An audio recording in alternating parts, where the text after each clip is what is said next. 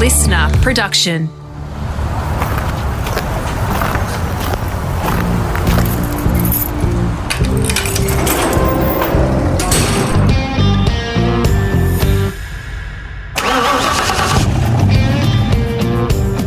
G'day, it's Rusty, all set for the final part of my podcast with Tony Cochrane. Coco has been kind enough to give me nearly 2.5 hours of his time, and he's a busy man, but it's you, the fans, that win. If you've arrived here before checking out parts 1 and 2, you really, as Molly Meldrum would say, should do yourself a favour and give them a listen first.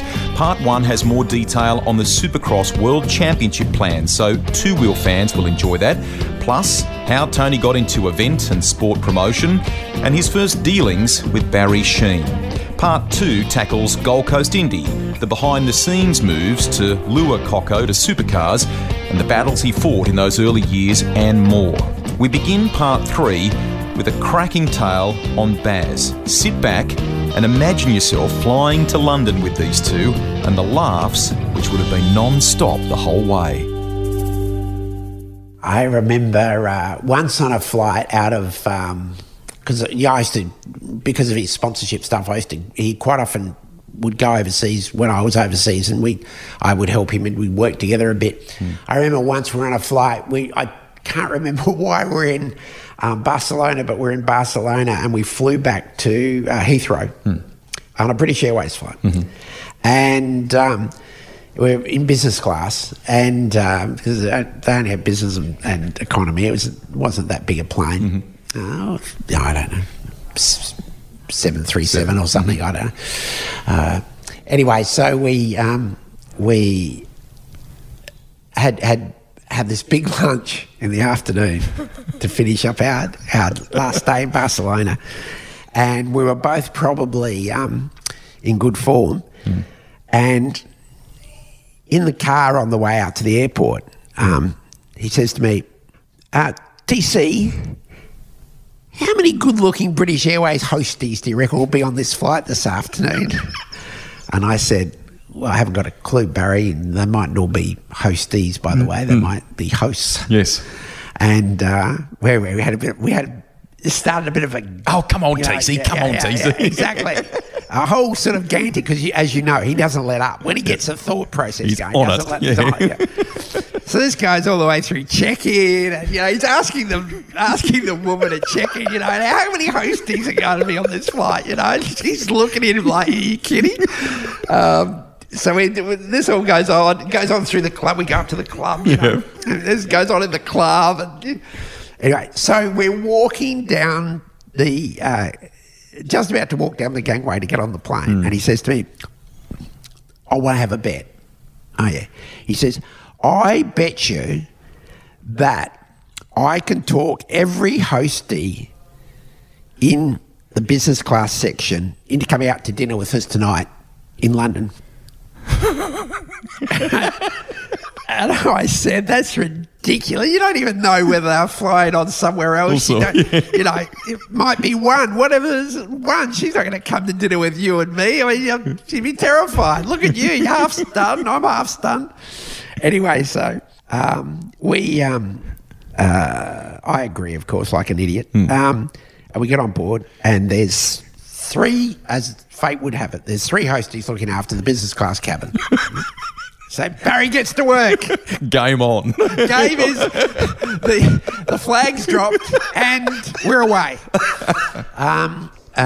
So he's working his magic for all he's worth, and charming, and because he was the most charming. Oh, so engaging. Yeah. And he's really going for it, and because he lived with his man mate in London, Steve Parrish. So he's before we actually fly, he gets a message to him that Stavros. we're going to be at dinner. There's going to be a dinner tonight. Late. We don't land until 7:30. It's going to be a late dinner. Can you book such and such? It was an Italian joint. I can't even remember the name of it now. I know where it is in London, but. So, look, to cut a long story short, because it is a very long story, that night we went to dinner with 5 British Airways air hostesses, because he managed to ring in a couple from economy as well, just for good measure. And yours truly lost the bet and picked up the entire tab. Bill, I love it. And can I say Barry's hospitality was outstanding that night. He made sure everybody drank the bar dry. Every decent bottle of wine that they possessed was served, with or without ice blocks, and champagne and spirits and... Fantastic. God knows what else. I think, and I'm bear in mind, I'm talking a long time ago. I'm talking 25 years ago or something. I think I ended up with a £2,000 dinner bill. So that was a valuable lesson for young TC not to agree to a stupid Barry Sheen bet ever again. Yeah. But we had a hilarious night. It was a lot of fun actually, and as only Barry could do, he kept the whole mob entertained. And but just the most ridiculous proposition. Yeah. We can take every hostie on this plane out to dinner tonight. I mean, it's just an absurd proposition, and you try and do it in this day of PC, and you'd probably be arrested or something. Exactly. But that he was an engaging character of the First Order, and everybody loved him. His sponsors loved him. All the manufacturers loved him. All the young riders. And clearly when he moved into the sport of V8 supercar, he was dearly greatly loved there, and it's only fair and fitting. And I fought like shit for it at the time, but I think it's absolutely appropriate that Barry Sheen medal is a part and parcel forever of that championship. Agreed. Just before we move on, he did little things. He had a beautiful side to him as well, in addition to the character that we knew. I can recall him ringing me at one stage going, oh, can you give me Garth Tander's number? And I said, sure, Baz. What do you want that for? And from memory, he had an introduction to a telco. It mightn't have been a mainstream telco like an Optus or a Telstra, but it was a telecommunications company, and he was keen to connect them. He thought it might be a good fit for Garth in a sponsorship sense. He just quietly did that. No one knew that. He did a similar thing, I think, with Lee Diffie when he went to England to work on the World Superbikes. He quietly toiled away there, didn't he? He had that side to him. Yeah. I think Diff had put his hand in the air and admit that Barry certainly didn't, cement his career or anything like that, but Barry certainly gave him very good recommendation. Yeah. Tell me about dealing with government and as the growth of supercars happens here, the advent of the Adelaide 500, which was an amazing thing. I can vividly recall being there for the first one. Doing those things to help build the sport. Was that just you and your natural environment? You knew how to deal with those guys, and you could see potential to do some of those things? Yeah, I guess I've also seen opportunity. See an opportunity, jump into it. There's a fast and the dead. There's not much difference between the two. Was there ever a deal that didn't come to fruition in supercars? What about the one that got away that you really would have loved to have seen happen? Oh well, got away. I mean. Canberra was probably a deal that I screwed up in the sense that I was so keen to do the deal because, racing around the national capital just sounded fantastic and it put us in front of governments and made us like rolling around Washington, basically, wouldn't it, in your eyes? Yeah, absolutely. And but the part that I overlooked in the whole process, they were very keen for us to go on that June long weekend. Was the weather. And the weather, I had no idea. Canberra was... and that mugged me. I should have done a lot more homework. But and others should have done a lot more homework too. But so we agreed to be there in June. Of course, it was freezing. I mean, I remember in the first year we had all the seats... No one could sit in the grandstand seats because they were covered in ice. So, Canberra was a bit of a real cock-up in that sense. I still say to this day, if we had have done that back at the height of our power then, if we had have done that race in, say, mid-September, it would have been killer. Huge. It would have been terrific. But, yeah, and deals that I did that got undone the moment I left town were really disappointing. I mean, we had a cracking deal because I did it. I know exactly the finances of it. At the Circuit of the Americas to race in America, Middle East. I mean, we just had some enormous courage in what we took on, and can I also say enormous success. I mean, So people say, "Oh, look, the grandstands aren't full; it's a failure," but we built firstly, huge rights fees on the back of that for the sport. And secondly, my God, did we build a massive TV portfolio globally. I mean, one of the things I'm proudest of, I think in the second to last year I left there, our total TV income, excluding Australia, was like $4 million US. And because we had all these great deals going everywhere, and 100,000 here and 400,000 there, and 60 grand here and 90 grand there. You added it up, and it was a big number. But what it was doing was slowly getting us a global following of our sport, which could have been springboarded into something much bigger. Which is why I only recently made the statement, and yes, some people get upset because I make statements. Well, grow up, learn to live with it. But I truly meant it, and that was that 10 years on, the sport should be twice the size it is. I thought that, after 17 years, I'd taken it as far as I could go. I had some real issues dealing with Archer, that's no secret.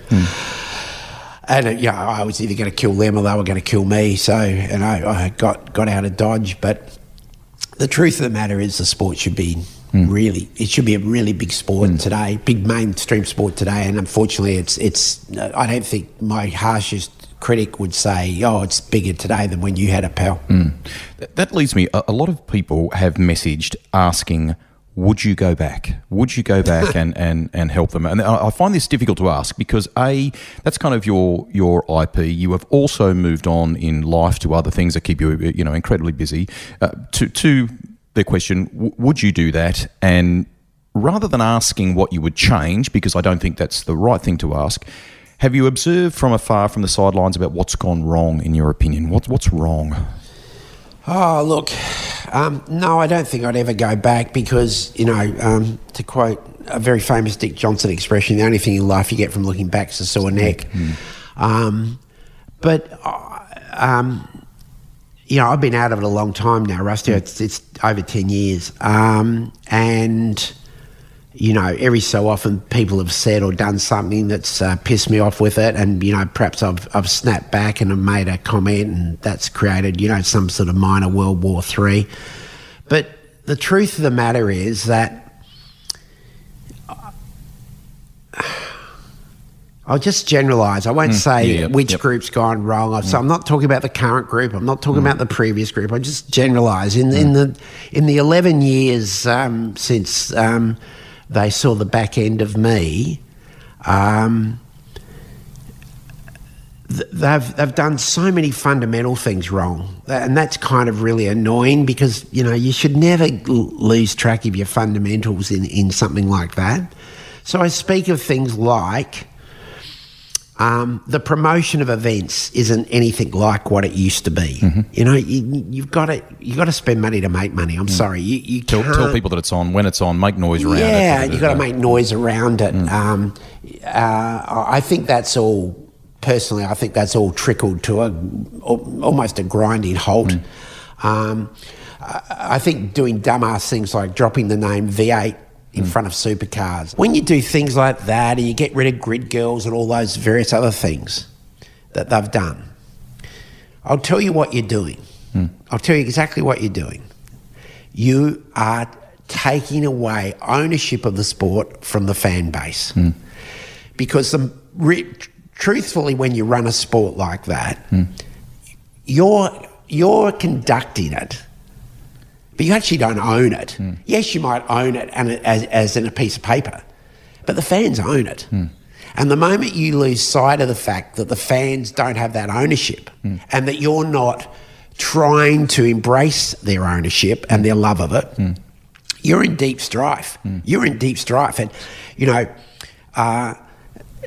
the fan base, in my humble opinion, of observation now over 10 or so years, has been slowly but surely disengaged. So they're taking away things that those fans want. Now, it's wonderful to say if we drop the name V8 V8 in front of Supercar, then it's important because nobody really drives a V8 anymore and, fuel and all of that. Mind you, we're still going to run around with V8 engines, but, we can perhaps fool some of the marketplace by just getting rid of this terminology V8. Here's the truth.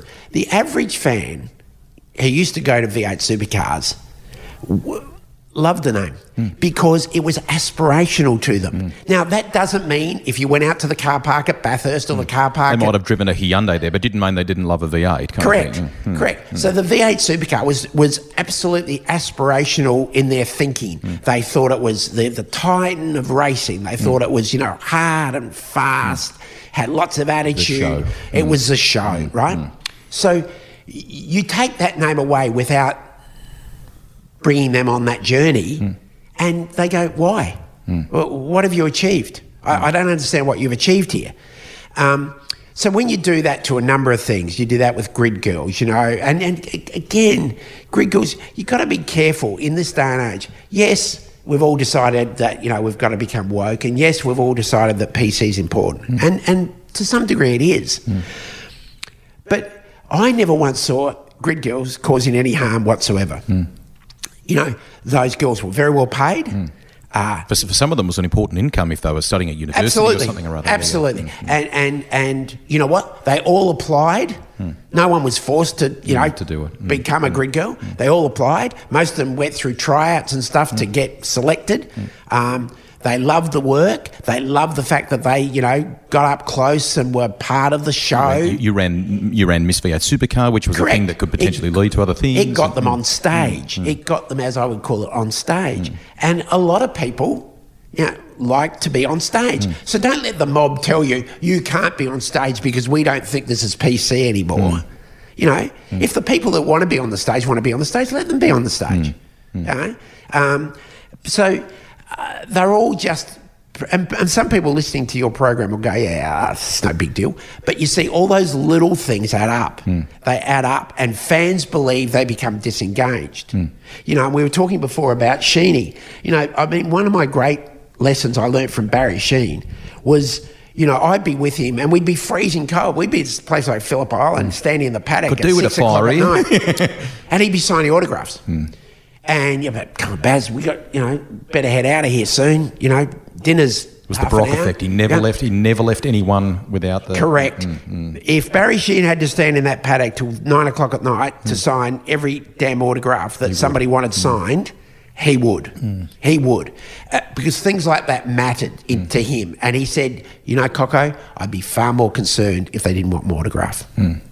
So all of those little things, and I used to make a point. And, many of your fans listening to this would say, absolutely true. I spoke to him. I met him out there. I did that with him.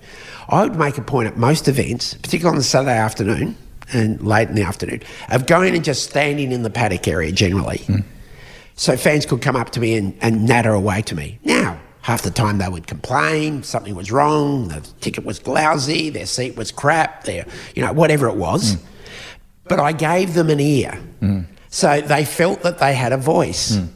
And, they'd want photos taken with you and they'd want you to sign stuff and they'd want you to, But you'd heard their grievance, you'd heard their thing. But I gave them the time. It wasn't that big a deal. And, it took up maybe an hour out of my most Saturdays at race meetings. Sometimes I do it on a Sunday morning as well. But it just gave them a bit of a voice. And because I had this underlying belief, I still do today, by the way, that you've got to make sure you're taking your fans with you on the journey. Because you know what? Without the fans, you've got nothing. I'm sorry, you can have the most wonderful kind of racing machinery going Sport, around. Whatever, yep.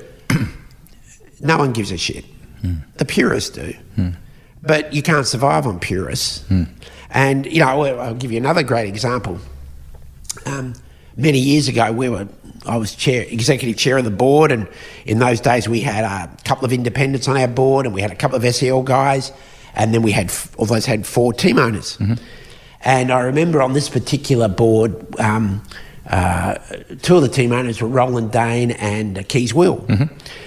And Roland had a fantastic proposition for a new braking system. It was sort of modelled a bit on the DTM system, and it was way technical, way above. I mean, I'm not even attempting to make out I understood. I didn't understand it at all.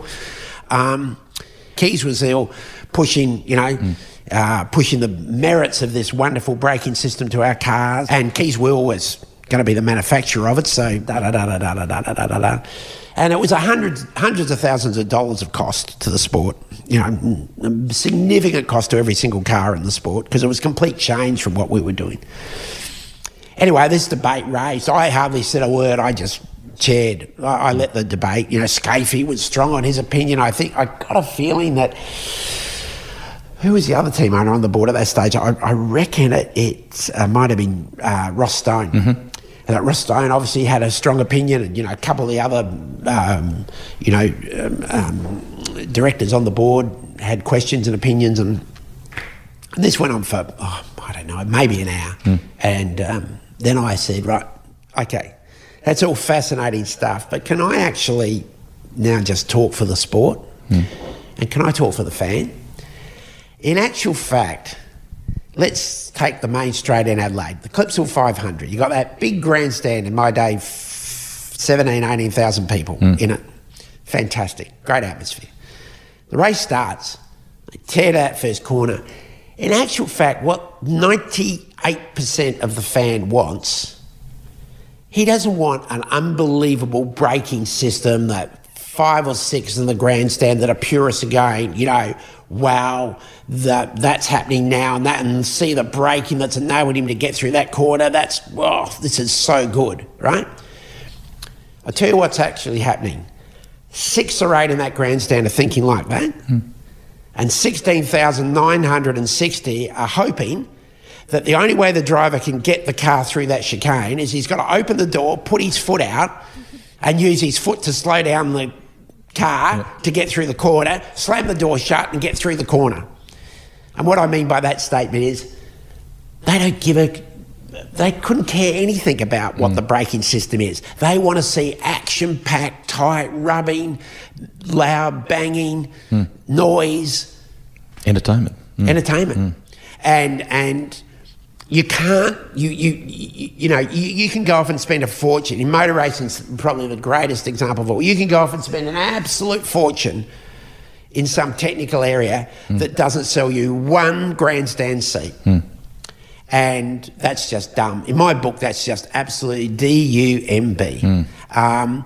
And I think it's important that the show that you're putting on is a show that the consumer wants to consume. And he wants to consume excitement. And if that's different winners, different race winners, different round winners, different cars, you know, the green car's going to beat the blue car today, the red car's going to beat the blue car tomorrow, the blue car's going to beat the red car next race meeting, then that's what you should be striving for at all times. That's the secret oil. And I think probably in my time, I was far too much focused on the entertainment. You know, if I was going to be critical of myself, I was very focused on the entertainment package. Now I think it's just it's reverted itself back to some sort of purist kind of activity, and you know, its audience has dropped off, and now there's a hell of a job to build that audience back. Can it be done?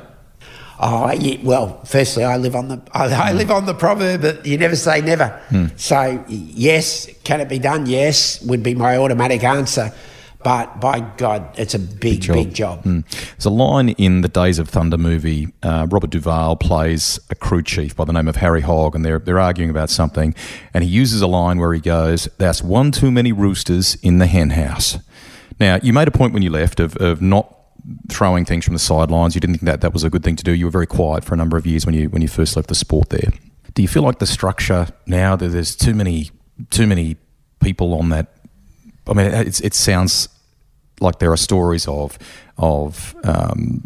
disharmony or whatever. I mean, motorsport cannot afford in this country to go through division again, right? We can't afford that. It's no good. But it doesn't, you know. Well, I don't understand the structure of the new ownership at all. I'm sorry. It was... to me, it's a bit bizarre how they've structured, and I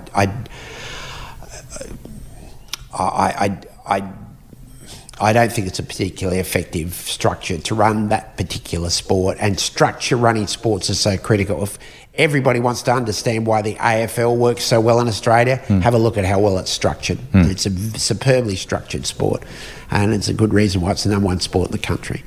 And I'm only an honorary guy on the sidelines of the AFL, so I'm not pumping their tyres up. Not to say that I don't have arguments with their commission as well, but it is very, very, very well structured.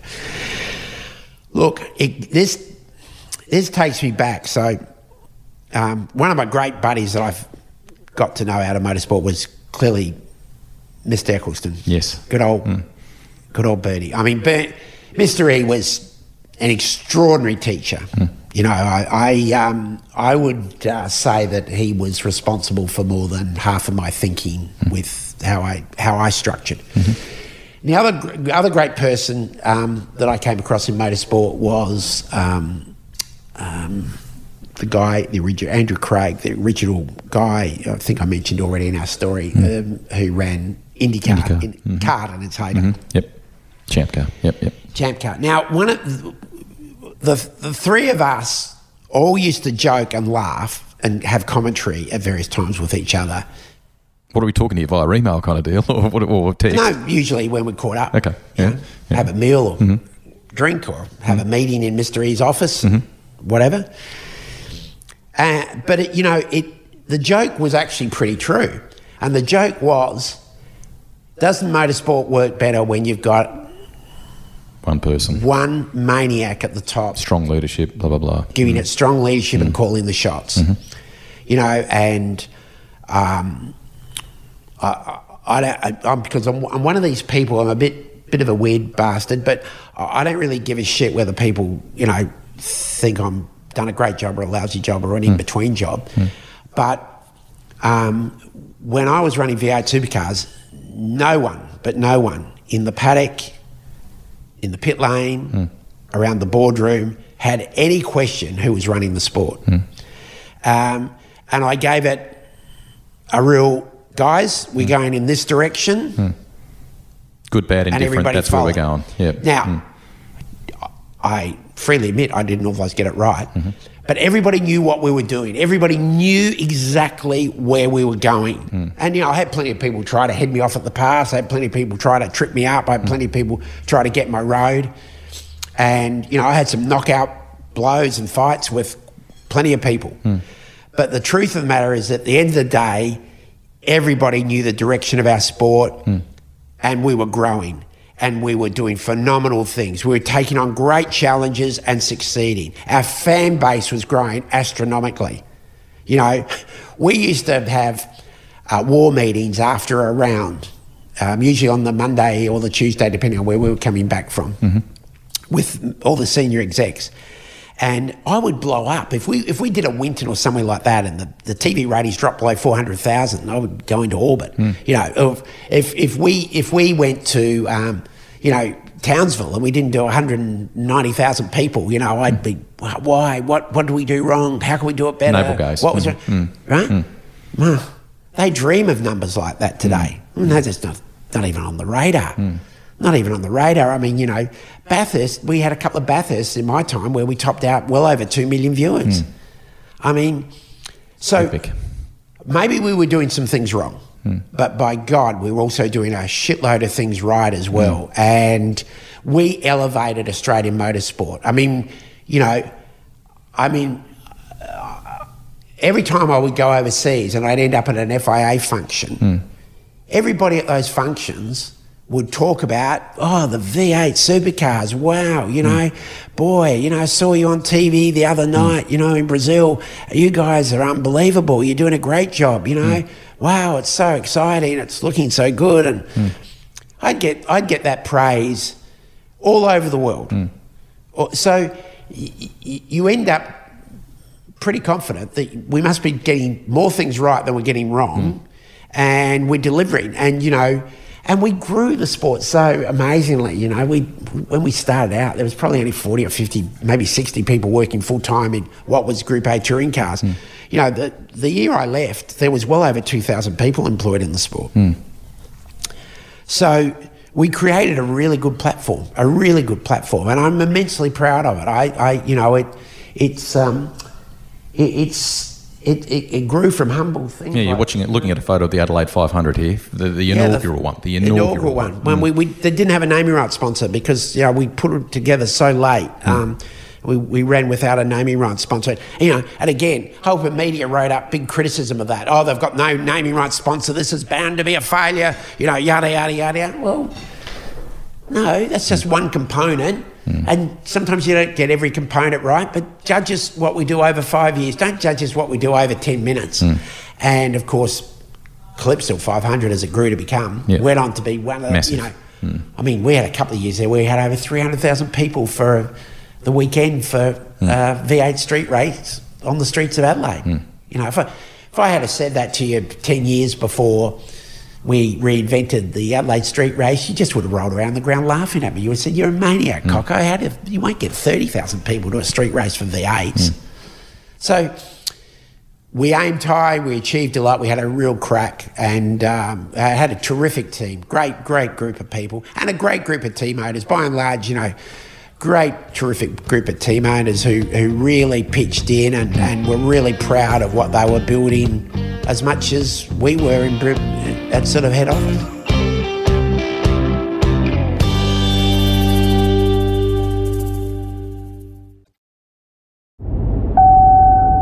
I'm all for 3-part episodes, but gee whiz am I struggling for a quirky anecdote in the middle of the episode.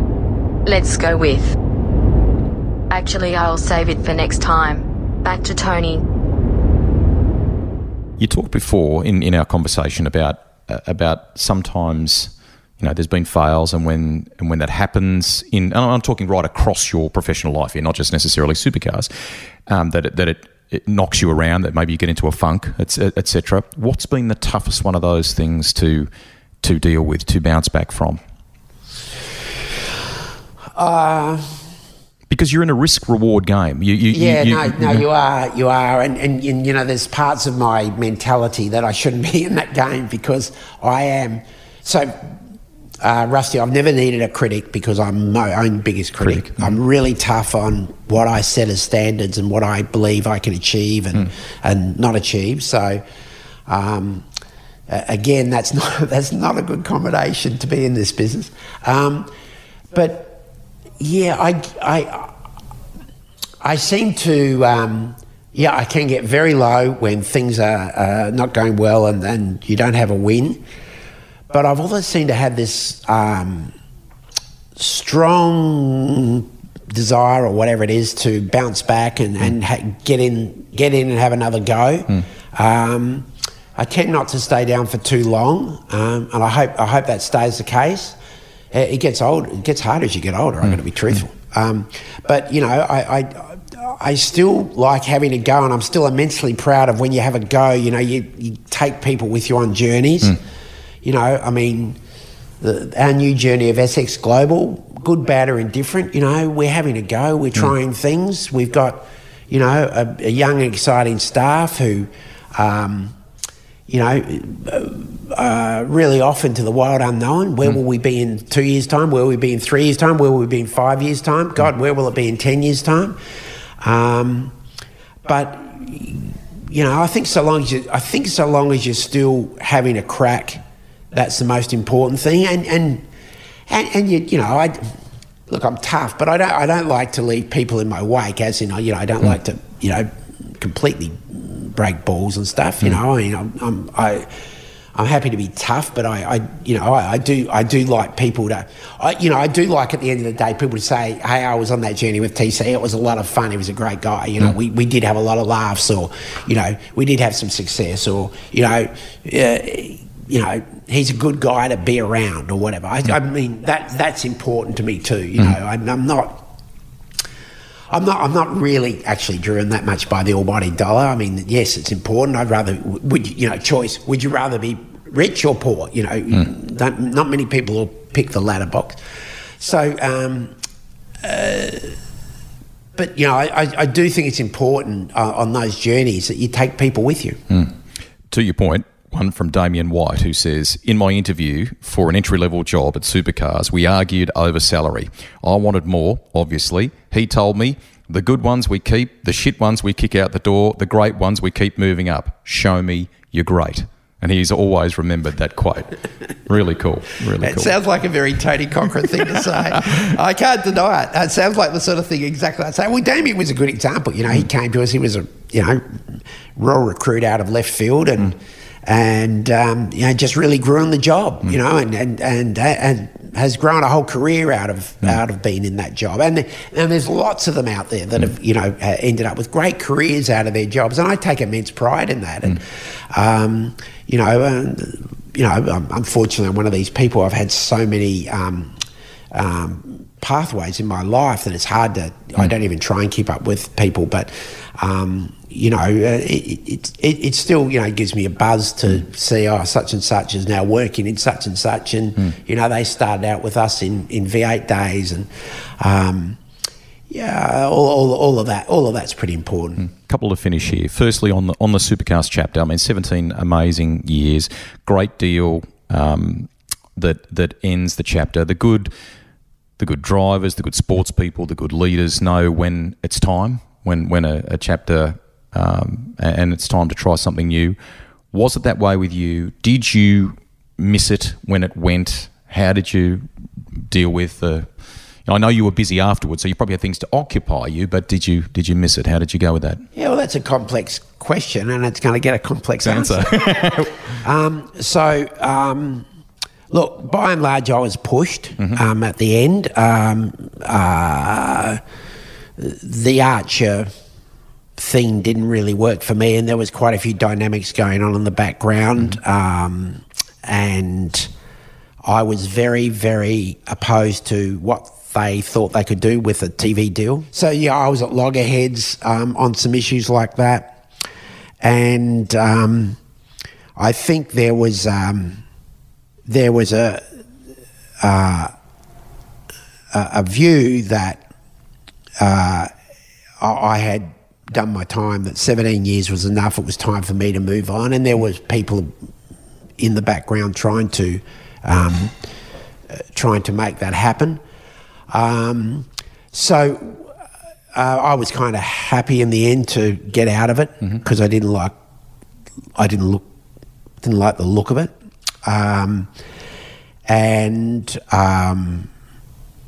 But it's still your baby. So you don't like seeing some of the things that are happening now, do you? That wounds you. Is that right? Oh, and has done for 10 years. You know,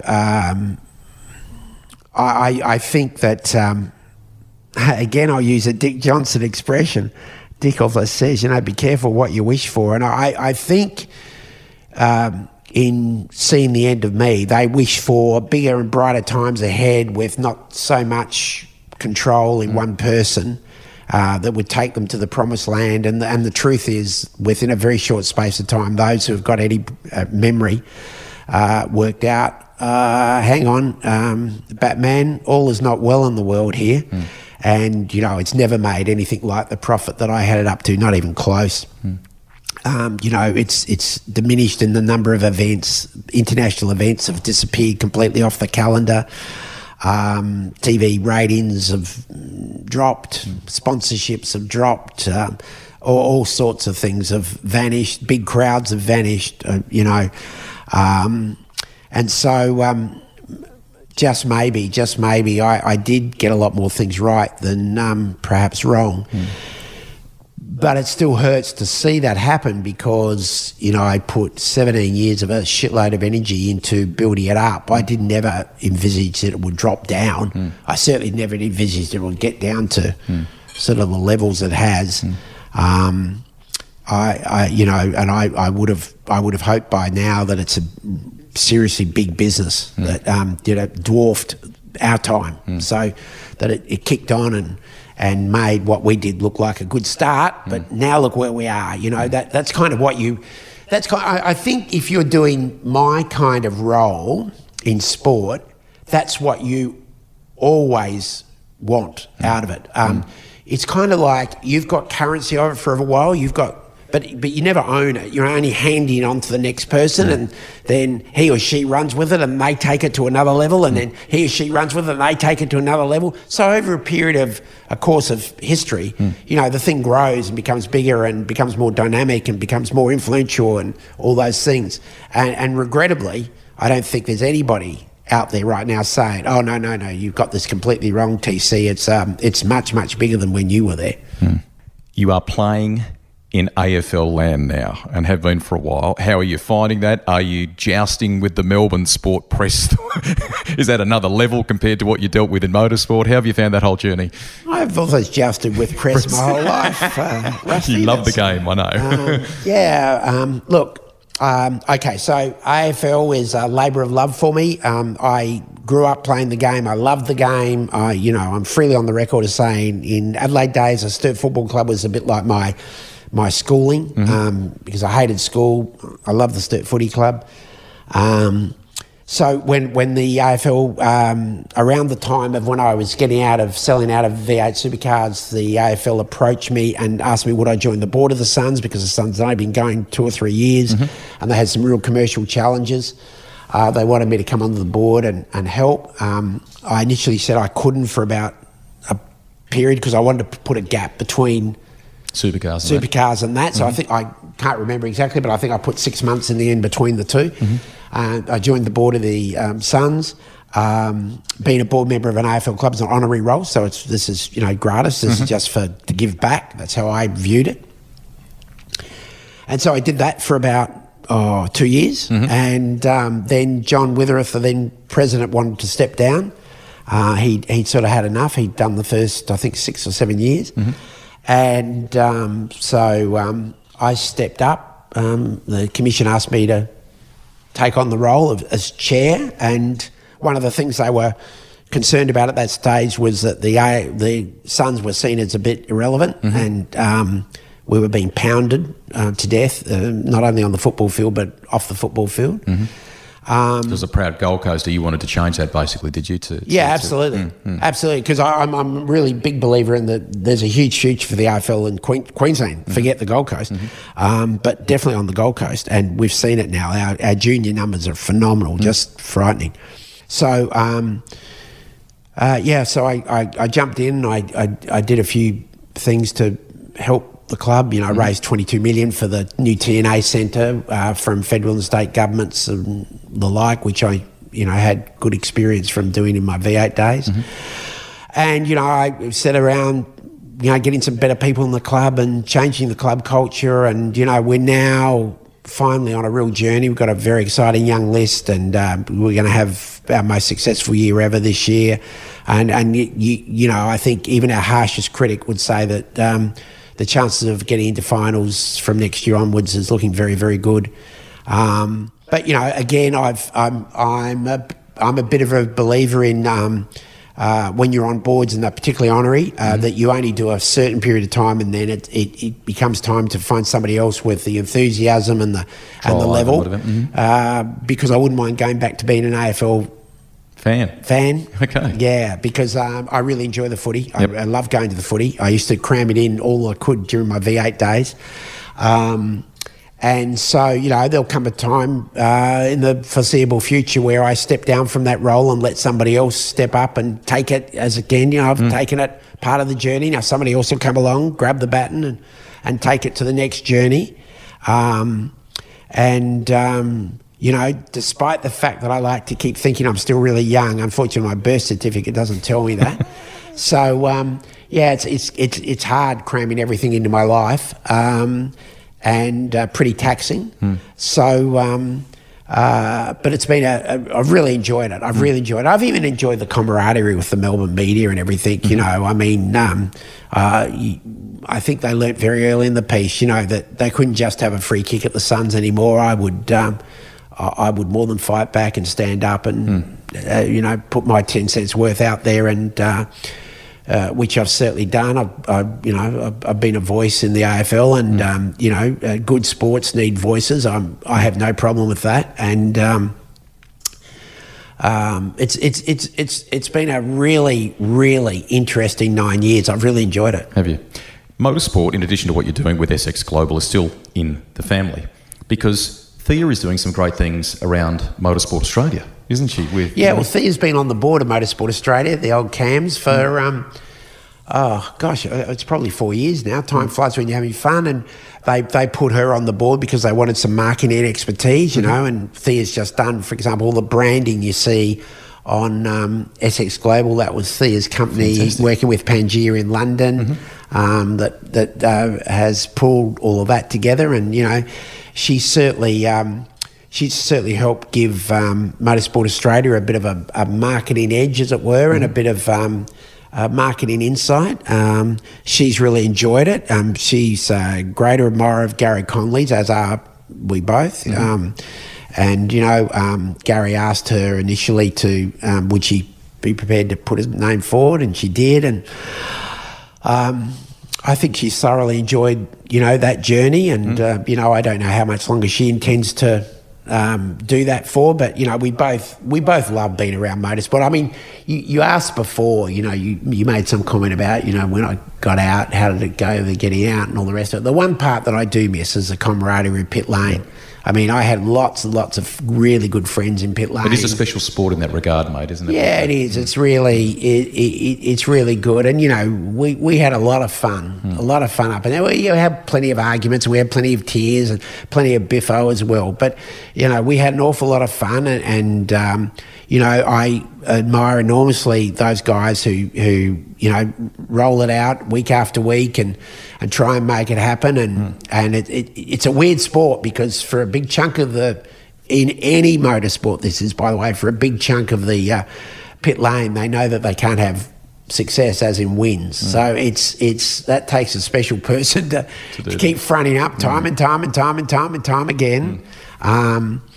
But, you know, there are a lot of really good characters in Australian motorsport. I want to quickly talk about what's in the garage, because you told the Enforcer and the Dude not all that long ago on their show about a Bullet Mustang. Now, the reason I raise this very quickly is because, if memory serves, when I covered the Australian Rally Championship for 10, your brother raced a late 60s one, a campaign and won in rallying, didn't he? He did. Yeah. Yeah, Cochrane Senior was a mad keen rallier. That was a beast, that thing. I mean, to think you could rally one of those, it was a tyre killer. But anyway, beautiful, cool car. Yeah, he rallied all over the joint, all over the world. I think he did London to Sydney a couple of times. Awesome. He did Route 66 across America a couple of times, and Vladivostok to the Red Sea or something. My brother was a lunatic for getting behind the wheel of a car and driving it anywhere he could. But yeah, you're right. He had a Mustang. I've always had a soft spot for American muscle cars of, you know, particularly the 50s and 60s. And so, the opportunity came. I got uniquely in the queue, a bit of bribery, stealing and corruption. When they brought out the 40th anniversary Bullet, cool. I put my name down, and I've got one of those, and I don't run up many Ks on it. I like to keep it perfectly preserved, driven by a little old lady to church on Sunday. But it's a beautiful car. It's a really great piece of car, and it's got a great sound, and you know, it's a thumping V8, which I love, and in fact all my cars are V8s, but that one really sounds like the thumping V8. But yeah, look, cars are part of life. They're part of my passion. You know, I'm not some sort of crazy car perv. I don't go nuts over them. And I'd like to own a couple more of them, to be truthful. And, you know, I've missed out on a couple of opportunities with ones in America that I tried to get. But, you know, look, they're a beautiful piece of machinery, and it just hurts me when people talk about, you know, we'll come to a time where cars will only be a commute thing. They'll all be square boxes driven by electric batteries and nothing else. I think the world will be a poorer place. I think cars add so much, and everything that hangs off a car adds so much to society. You know, it does create a rich vein of all sorts of people and all sorts of interests. I had a chat with Chip Foose at one stage, who's a renowned, you know, car designer and so on. And I talked to him about, you know, what if we got to that world where it was all just fridges on wheels and we're all just, you know, order it, it'll pick you up and go.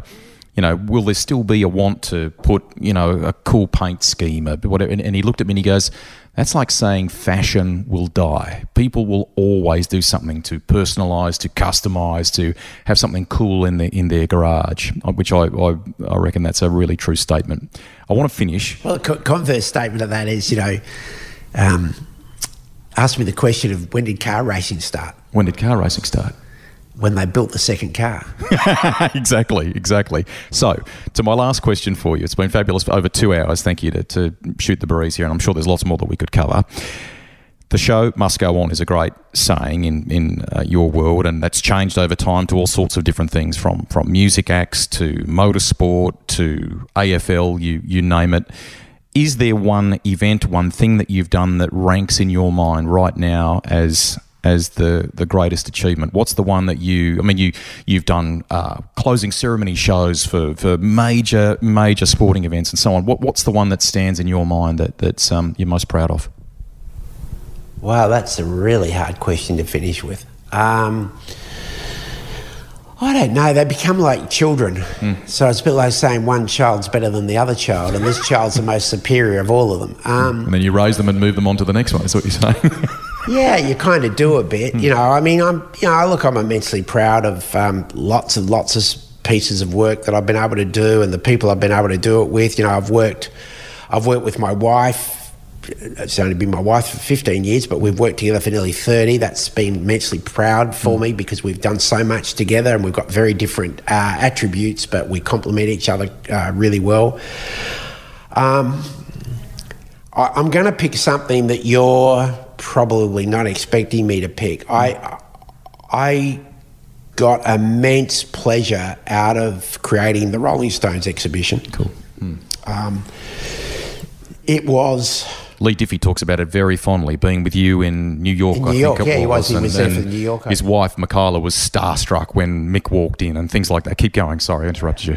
So, look, it was such a long shot, and, it originated out of a very corny almost thought.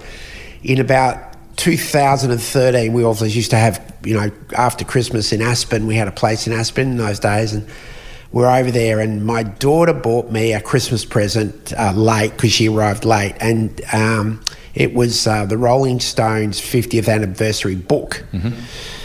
And, I'm sort of one of these guys who, if I ski in the morning, I have the afternoon off. If I ski in the afternoon, I have the morning off. And so, and I'm a massive reader. I consume reading material by the truckload. And so I sat down and started to read this book, and I became totally fascinated. I was a big lover of the band. And anyway, long story short, that pricked the idea to do a massive exhibition, because I was aware through people close to the Stones that they'd kept a lot of their memorabilia, a lot of their stuff from many, many years in a warehouse outside of London. And so Thea and I went off on a journey to convince the Rolling Stones that you need to do an exhibition, and, to take the four of them and their manager on that journey of, would you do it, to can we do it, and how are we going to do it, and the money needed to do it, and then to raise the phenomenal levels of sponsorship we raised, and then to actually spend 18 months working very closely with the four members of the band, but particularly Mick.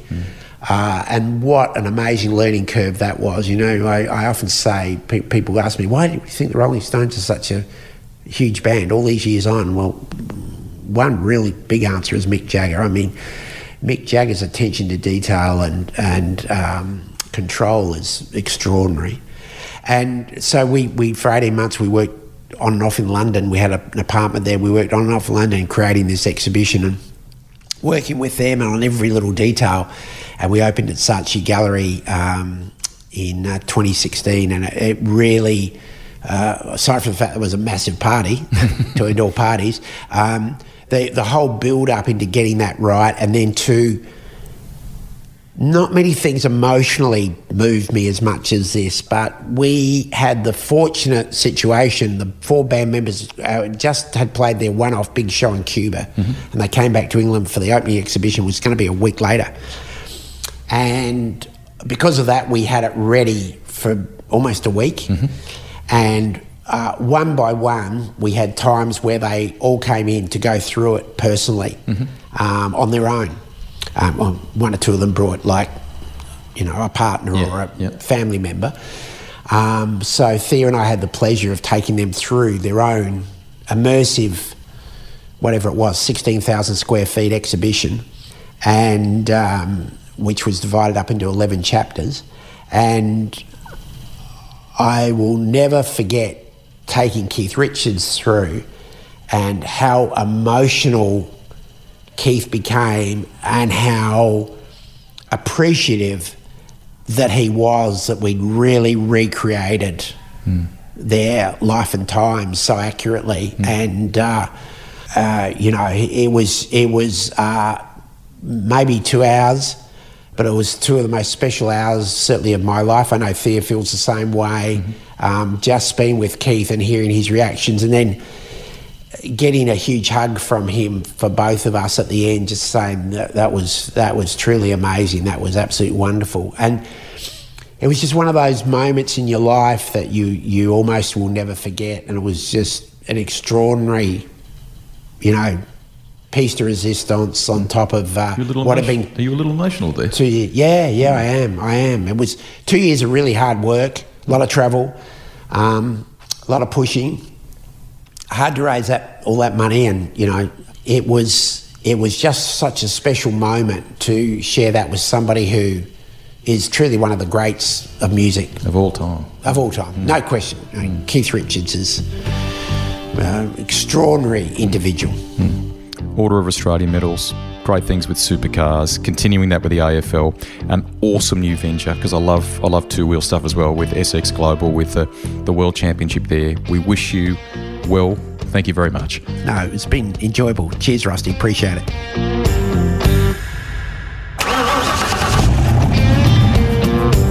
What a conversation. That is one of the longest pods I've done in quite some time. I would love your thoughts on it. You can't argue with the achievements Tony Cochrane has had along the way. COVID and lockdowns, I would imagine, have been very tough on that business, but it sounds like he's his own hardest marker. Maybe you've got a view on whether V8 should have been kept in the Supercars name, and some of those little things that he spoke about that have been gradually taken away from the fans, in his opinion. Has that changed the level of your commitment to the sport? I'd love to know.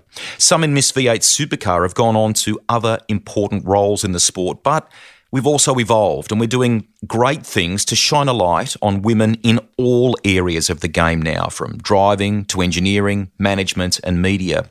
And just on his view on the shift in the TV deal toward a shared pay TV terrestrial model in Australia with only a handful of rounds on commercial TV, those that did the deal at the time would argue it was more lucrative, in their opinion, with a greater value or hours of coverage dedicated to things like practice and support categories. But its second stint on 10 was nowhere near as successful as the golden era in the early 2000s, and keeping the category largely behind a paywall in the eyes of fans, and some commercially, has wounded its popularity.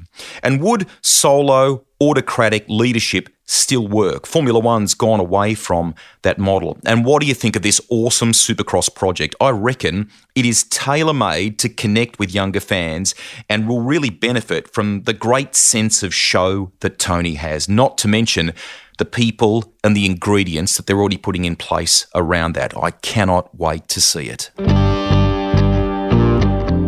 Rusty's Garage is written and presented by me, Greg Rust. Series editor and producer is Ed Gooden. Audio production by Link Kelly.